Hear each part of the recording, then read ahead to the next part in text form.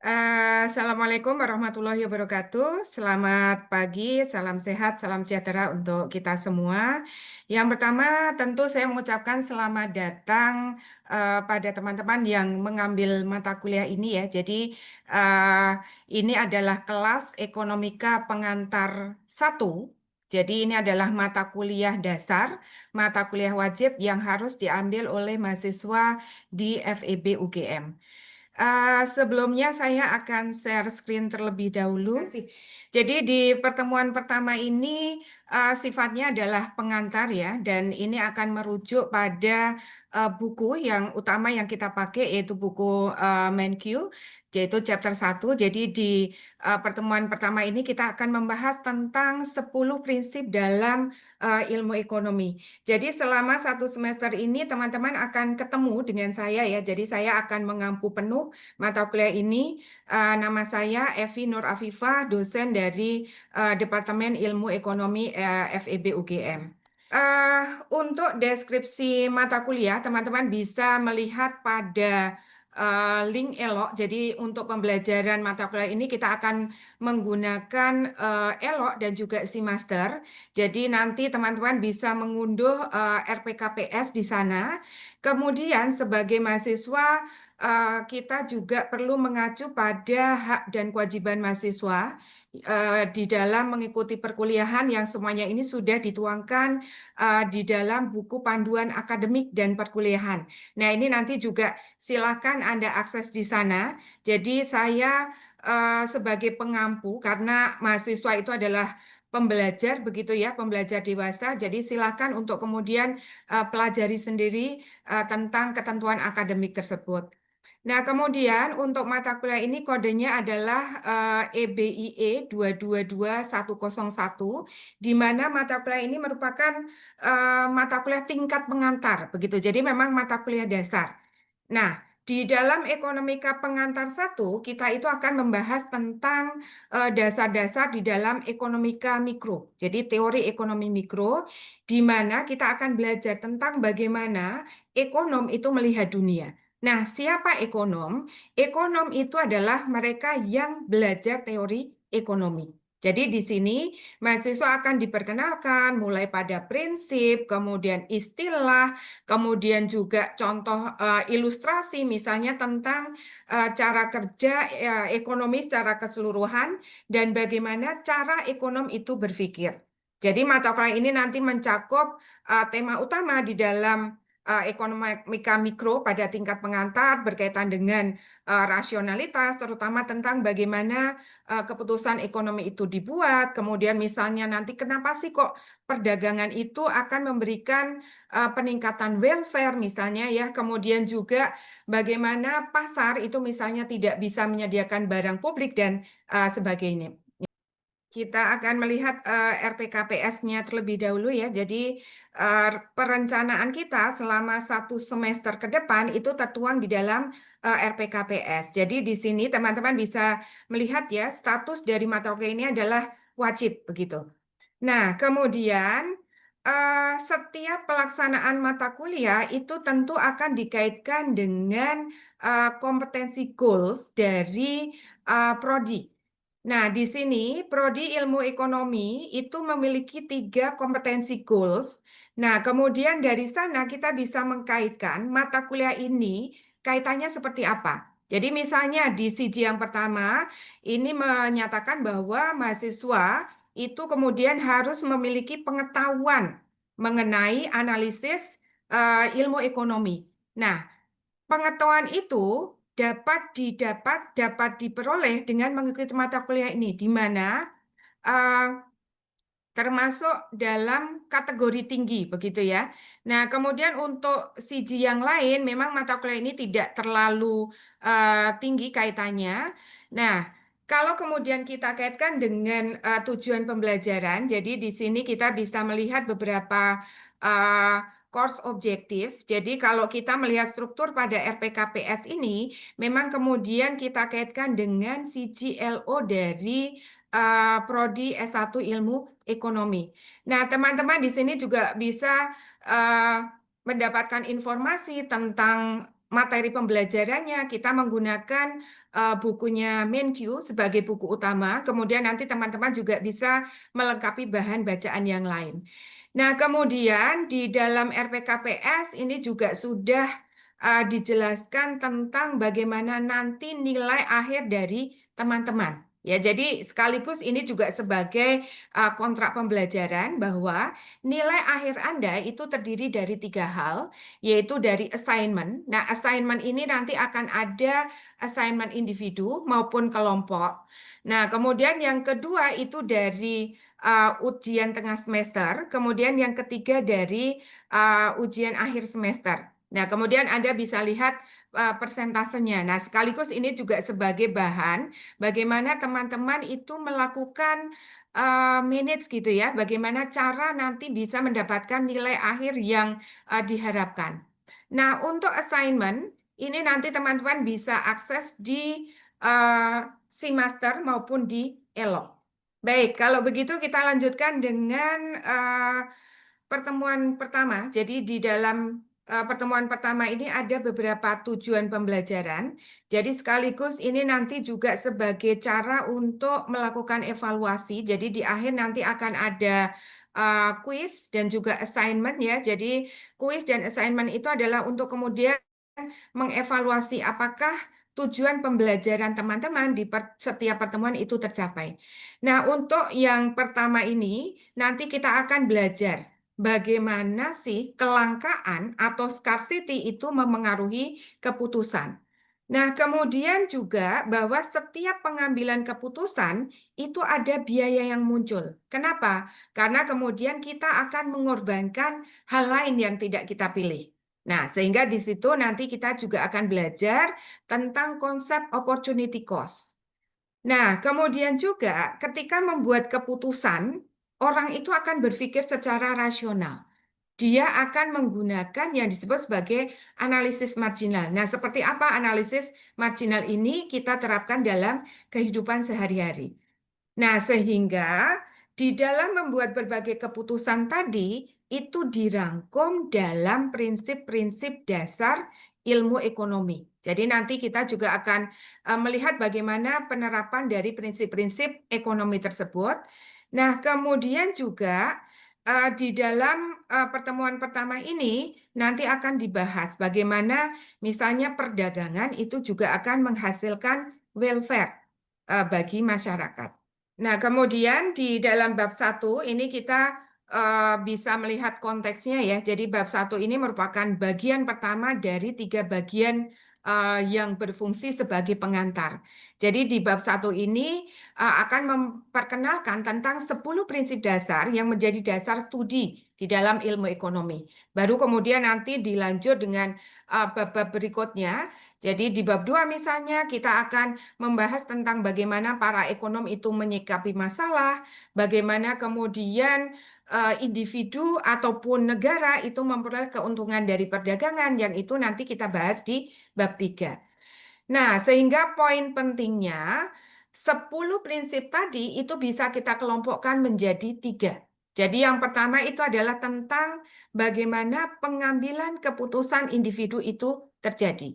Nah, kemudian di poin penting kedua itu menggambarkan tentang interaksi di antara berbagai individu. Di kelompok yang ketiga itu menggambarkan bagaimana ekonomi itu bekerja secara keseluruhan. Nah, di sini kita akan melihat bahwa produktivitas itu menjadi sumber utama dalam peningkatan standar hidup. Nah, kemudian tentu teman-teman sejak di SMP, SMA sudah sering eh, membaca ya atau mendengarkan ekonomi itu apa sih begitu ya. Jadi ekonomi itu berasal dari bahasa Yunani yaitu oikos nomos yang artinya orang yang mengelola rumah tangga. Nah, sehingga di sini kita juga bisa melihat siapa sih aktor di dalam perekonomian, begitu ya. Jadi, siapa agent yang kemudian itu menjadi uh, bahasan di dalam ilmu ekonomi. Jadi, di sini misalnya adalah rumah tangga. Jadi, rumah tangga dan ekonomi itu memiliki banyak kesamaan. Kenapa? Yaitu dalam hal misalnya, rumah tangga itu menghadapi banyak keputusan. Bagaimana mengalokasikan sumber daya, misalnya ya. Jadi ketika misalnya mendapatkan penghasilan dari bekerja, kemudian itu akan dialokasikan untuk apa yang kemudian pada akhirnya dipilih, bagaimana kemudian keputusan rumah tangga itu menyekolahkan anaknya, misalnya, dan sebagainya.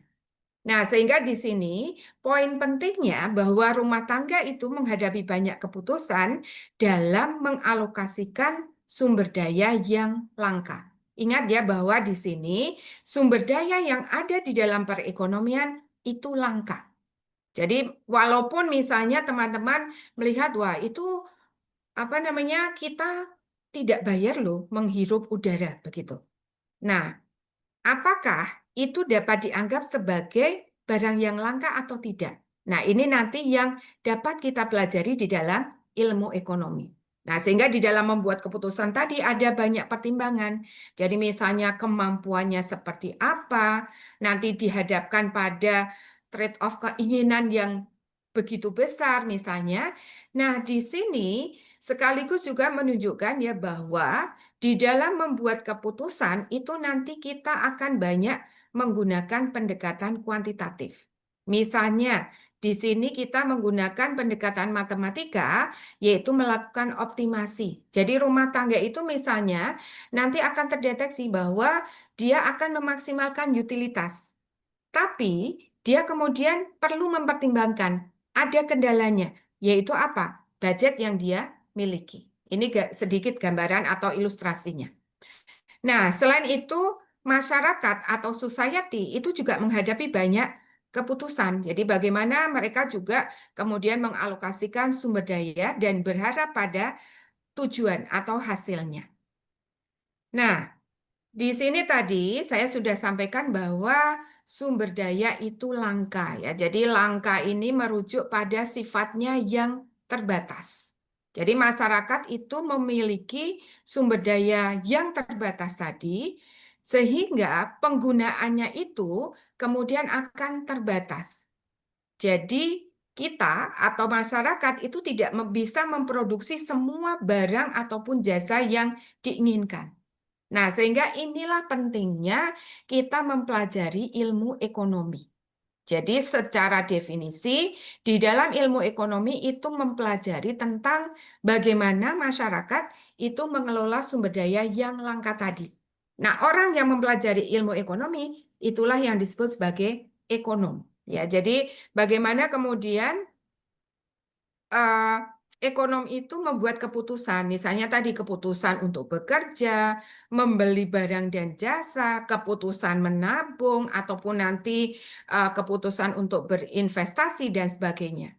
Nah, selain itu, ekonom juga mempelajari karena di dalam society itu terjadi interaksi, begitu ya. Bagaimana kemudian orang itu berinteraksi satu sama lainnya. Nah, selain itu juga bahwa perekonomian ketika bekerja secara keseluruhan itu juga dipengaruhi oleh banyak hal. Nah, di sini nanti kita juga akan mempelajari tentang kekuatan atau tren yang kemudian itu memengaruhi perekonomian secara keseluruhan ya. Sehingga di sini nanti kita bisa juga mempelajari bagaimana sih pertumbuhan pendapatan rata-rata dari society misalnya ya. Bagaimana kemudian kenapa kok ada yang tidak mendapatkan pekerjaan, bagaimana kemudian terjadi kenaikan harga, sekaligus juga mempelajari tentang kebijakan untuk eh, apa namanya memengaruhi perekonomian secara keseluruhan tersebut. Oke. Nah, berikutnya kita akan melihat satu persatu ya tentang 10 prinsip ekonomi yang mana tadi kita sudah kelompokkan menjadi 3. Ya, jadi yang pertama itu berkaitan tentang bagaimana orang itu membuat keputusan. Nah, dari 10 itu, maka ada 4 yang berkaitan dengan hal tersebut ya. Jadi prinsip pertama, kedua, ketiga, dan keempat. Nah, kita akan lihat satu persatu. Yang pertama itu adalah bahwa orang itu menghadapi pilihan-pilihan. Karena sumber daya itu langka, maka kemudian akan terjadi trade-off. Mungkin teman-teman sering mendengar istilah ya bahwa tidak ada makan siang yang gratis. Nah, itu maksudnya apa? Karena untuk mendapatkan apa namanya sesuatu, maka kemudian kita harus mengorbankan hal lain. Nah, sehingga masuk pada prinsip yang kedua, yaitu tentang biaya. Jadi biaya itu intinya adalah apa yang Anda korbankan untuk mendapatkan sesuatu. Nah, ini berkaitan dengan prinsip yang pertama tadi. Jadi, pada saat kita itu memutuskan untuk hadir di kelas, maka kemudian kita mengorbankan apa? Yaitu nggak nonton Netflix tadi. Atau misalnya ketika nanti Anda sudah lulus S1 misalnya ya, nah kemudian Anda punya kesempatan nih untuk kuliah S2. Nah, ketika Anda memutuskan untuk kuliah S2, maka ada yang harus Anda korbankan, yaitu apa? Waktu untuk bekerja. Nah, ketika Anda mengorbankan waktu untuk bekerja, misalnya Anda kemudian tidak mendapatkan penghasilan sama seperti sebelumnya. Nah, artinya apa? Di situ muncul biaya. Nah, ini yang kemudian kita sebut sebagai opportunity cost. Nah, kemudian yang ketiga, ini prinsip yang penting untuk menggambarkan bagaimana orang itu berpikir secara rasional.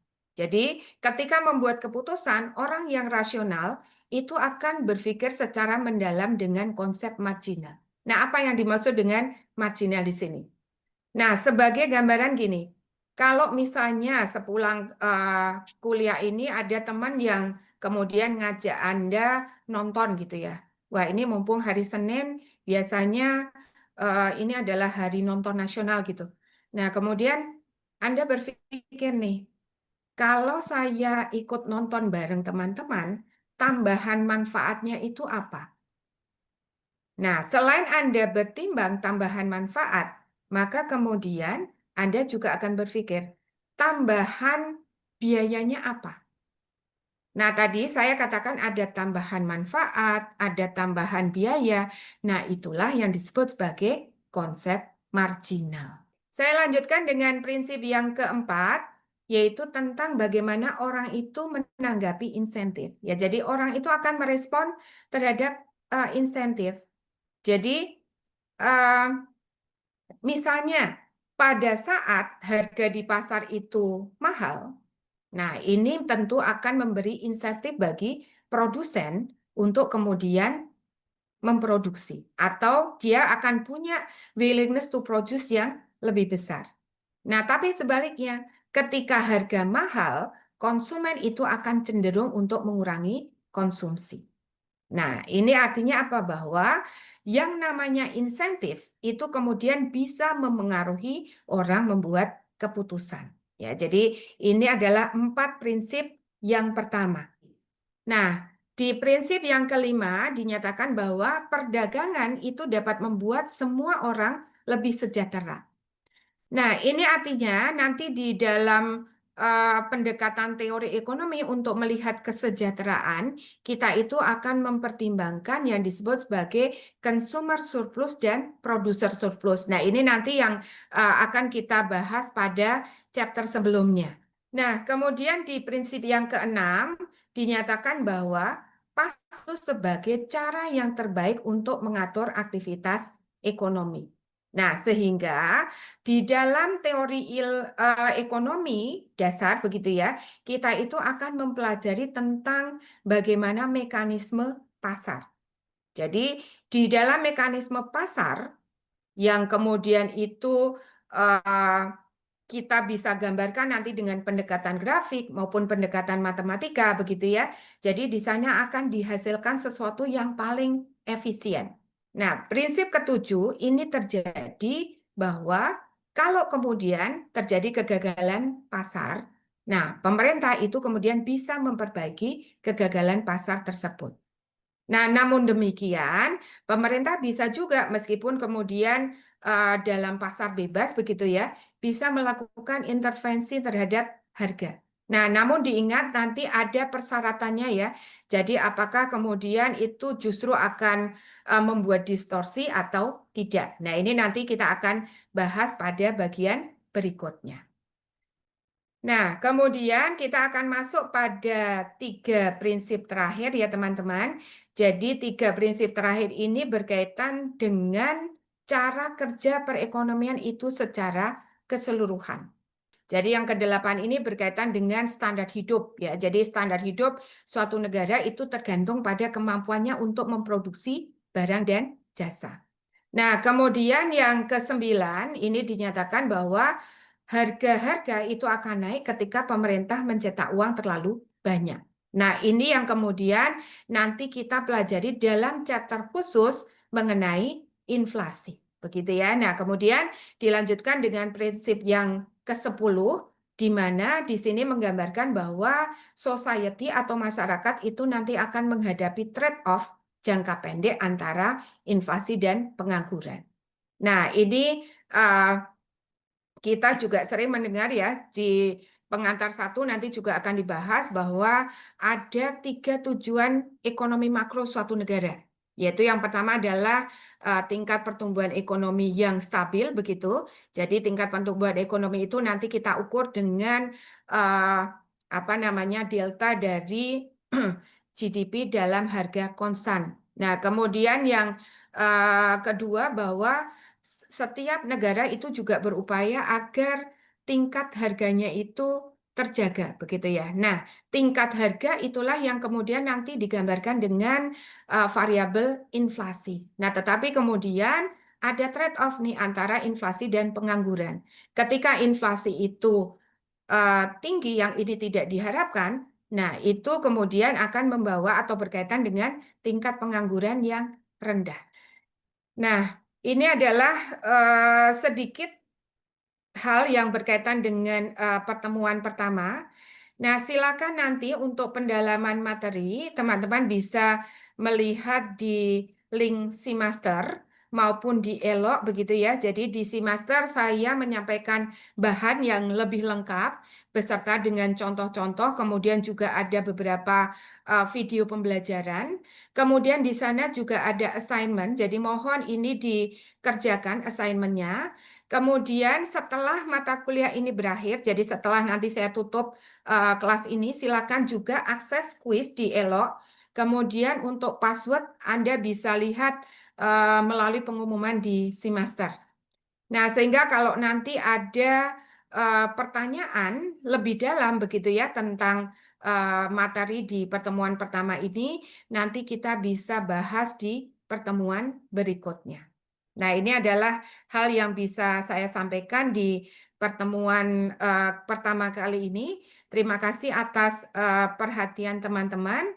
Nah, kemudian sebelum saya tutup, silakan kalau ada pertanyaan, monggo. Izin Bu, tadi Ibu sudah memaparkan terkait prinsip yang ketiga tadi Bu ya. Tadi ada prinsip tiga bahwa individu itu bertindak rasional Bu ya. Yang mau saya tanyakan, mungkin pada kenyataannya banyak individu yang mungkin tidak rasional Bu, kayak membeli barang yang tidak dibutuhkan hanya karena diskon, terutama kalau tanggal kembar 7 Juli atau 10 Oktober gitu Bu. Atau menunda Mhm. tabungan, tahu penting tabungan di masa depan itu. Bagaimana ilmu ekonomi memandang atau menjelaskan fenomena tersebut? Terima Oke, kasih Bu. baik. Oke, baik. Terima kasih Mas Wisnu pertanyaannya. Ya, jadi ini sesuatu yang mungkin juga menjadi pertanyaan teman-teman yang lain ya. Jadi sebenarnya itu nanti juga bisa terjelaskan di dalam perilaku individu. Jadi nanti pada materi berikutnya, bahkan kemudian nanti dipelajari juga di tingkat lanjutan ya. Jadi setelah ekonomika pengantar satu, ekonomika pengantar dua, teman-teman itu nanti bisa kemudian mengambil mata kuliah mikro satu, mikro 2, kemudian kalau di S3 itu S2 itu mikro 3 begitu ya. Nah, di mikro satu pun juga dibahas nih bagaimana kemudian individu itu membuat keputusan. Ya, jadi misalnya dalam rangka untuk memaksimalkan utilitas, maka dia akan dibatasi oleh kendala anggaran. Nah, sehingga nanti bagaimana sih kok orang itu tertarik begitu ya dengan adanya diskon misalnya.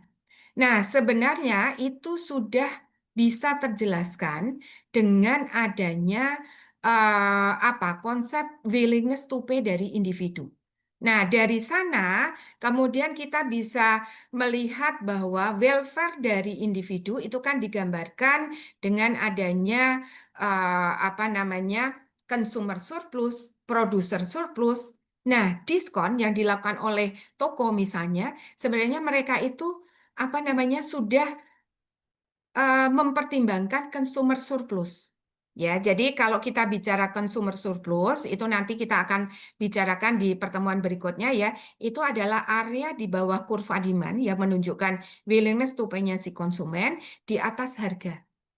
Nah, sebenarnya diskon diskon ataupun nanti kalau tidak hanya diskon ya teman-teman mungkin bisa melihat misalnya strategi apa komoditi bundling atau kemudian diferensiasi harga, maka sebenarnya itu tuh upaya untuk ngambil consumer surplus. Bagi konsumen itu nggak jadi soal. Kenapa? Itu masih berada di dalam willingness to pay-nya dia. Jadi kalau bicara tentang rasionalitas, nah sebenarnya itu ya masih berada dalam rasionalitasnya si konsumen.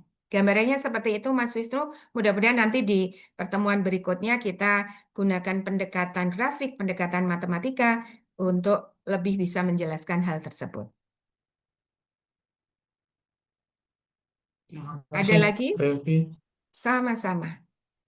Nah, mungkin juga gini, seringkali teman-teman juga mendengar ya atau kemudian membaca di buku pembelajaran saat SMA misalnya dikatakan bahwa prinsip ekonomi itu adalah ketika orang itu berupaya untuk mencapai hasil yang sebesar-besarnya dengan pengorbanan yang sekecil-kecilnya. Nah, kalau teman-teman tadi sudah belajar empat prinsip yang pertama ya, jadi bagaimana orang membuat keputusan, maka kemudian kita sekarang bisa memahami bahwa itu adalah prinsip yang salah kaprah. Kenapa? Karena dengan mengatakan seperti itu, seakan-akan sumber daya itu tidak terbatas. Nah, padahal tadi bahwa yang namanya sumber daya itu pasti terbatas, begitu ya. Jadi setelah teman-teman itu nanti bisa mempelajari lebih dalam tentang bagaimana orang membuat keputusan berdasarkan empat prinsip pertama tadi, maka kalimat tadi itu bisa direvisi, yaitu bahwa ketika orang itu ingin mencapai hasil yang sebesar-besarnya, maka ada pengorbanan tertentu yang harus dilakukan. Atau sebaliknya, ketika kemudian ingin mencapai apa namanya pengorbanan atau biaya yang sekecil-kecilnya, maka kemudian hasilnya adalah tertentu. Nah, ini nanti akan sangat jelas kalau kemudian kita sudah melanjutkan belajar tentang strategi optimasinya. Kita biasanya kemudian akan menggunakan pendekatan matematika, jadi kita akan menggunakan persamaan dengan kendala, begitu ya. Jadi kita punya fungsi tujuan, kita punya fungsi kendala. Nah, ini yang kemudian harus menjadi pertimbangan. Jadi kendala itu nggak boleh diabaikan. Ketika kendala itu diabaikan, maka ya menjadi tidak rasional. Yang muncul apa? Greedy. Ya, jadi tamak. Ya tadi kita berupaya untuk mencapai hasil yang sebesar-besarnya dengan pengorbanan yang sekecil-kecilnya. Nah, ini sebaiknya juga kalau nanti teman-teman membaca buku lanjutan ya memang kalau di mata kuliah ini kan pakai buku Mendyu. Nah, nanti pada saat mata kuliah berikutnya kita akan menggunakan buku yang lebih advance. Di sana memang kemudian ada duality gitu ya, ada dualitas. Tapi yang dimaksud dengan dualitas itu enggak lantas kemudian pernyataan yang salah kaprah tadi. Oke, demikian yang bisa saya sampaikan. Nah, kalau tidak ada lagi, saya kira cukup ya untuk pertemuan kali ini. Mohon pelajari tadi materi lebih lanjut, kemudian nanti kita lanjutkan diskusi. Kalau ada pertanyaan-pertanyaan lagi, kita bahas di pertemuan yang akan datang. Terima kasih atas partisipasi dan perhatian teman-teman. Sampai bertemu lagi di sesi berikutnya. Saya akhiri. Assalamualaikum warahmatullahi wabarakatuh.